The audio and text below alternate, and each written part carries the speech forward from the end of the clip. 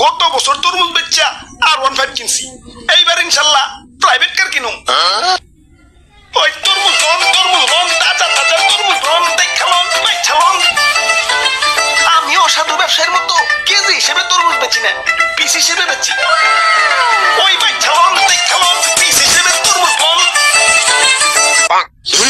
জেনেজি গাইখানে খালি কয় তরমুজ 100 টাকা কেজি। এত টাকাতে তরমুজ কোন যাইব না, অন্য দোকানে দেখতে হইব। ওইতো একটা দোকান। ওই ভাই তরমুজ লন পিস হিসেবে বেচতাছি। তা তরমুজ ভালো তো? ভালো মানে একবার কিনবেন তো আরেকবার আইবেন। লন বেচলাম। ওই বাবা বড়টা কত? বড়টা একদম 800 টাকা। টাকা বইছে এত কে? ভাই সাইজটা দেখছেন? ওজন দিলে পাক্কা 8 কেজি হইব। 8 কেজির দাম 800। তাহলে কেজি কত পড়লো? 100 টাকা।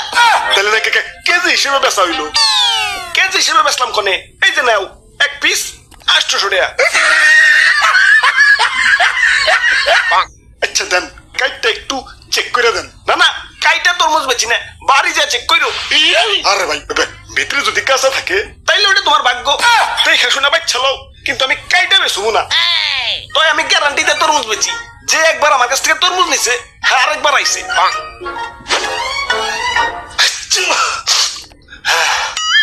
হায়রে ঠান্ডা লাগছে রে ভাই, এটা তরমুজ দাওছে।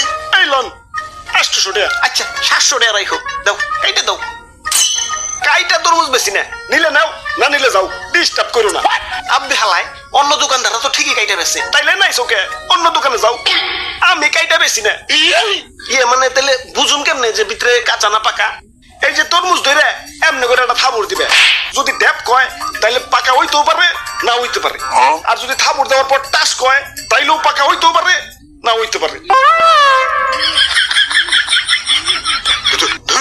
কি তরমুজ দিচ্ছেন? বাড়ি না একটা দেই তরমুজ কম লাউ বেশি দেখা যাইতেছে। মিশামিশি গ্যারান্টি দিচ্ছেন মিয়া। বাবা পাল্টিয়ে দেন। পাল্টিয়ে দিতাম, কিন্তু তুমি তো কাইটা রিজেক্ট বানিয়ে ফেলাইছো, এখন তো পাল্টিয়ে দেন যাবো না। আর গ্যারান্টি তো ঠিকই দিছি, একবার তরমুজ কিনবে তো আরেকবার আইবে, আরেকবার তো ঠিকই আইছো। কি ভাই আরেকবার আইছে না? ভাগ্য ভালো না আমার জারি দিতেছে। ওই তুমি কোনে যাও? না ভাই আমি তরমুজ নিবো না। ভাই তরমুজ নিবি না, তাহলে দাম কইলি কে? দে টাকা দে। আমি ফাইসা গেছি মাইন কারছি পাই। ওরে বাপুরে অনেকক্ষণ ধরে তামাশা দেখতাছি। ইয়া কারা ইয়া তোমারে শিক্ষা দিতাছি।